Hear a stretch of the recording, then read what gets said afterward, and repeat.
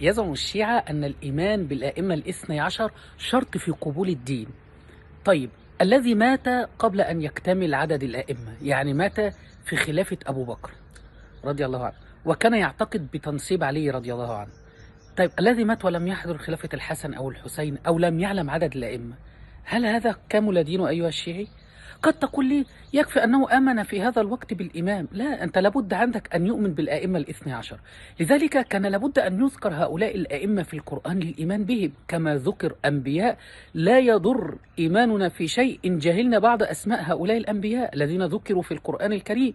فيعني ذا الكفل مثلا، لو أنت سألت كثير من عوام المسلمين قد يكون لا يعرف هذا النبي عليه السلام، وهذا لا يضر في إيمانه وذكر في القرآن. فلماذا لم يذكر هؤلاء الأئمة حتى إن مات رجل قبل اكتمال هؤلاء الأئمة يكون إيمانه كامل؟ والله إمامة سبائية ما أنزل الله بها من سلطان.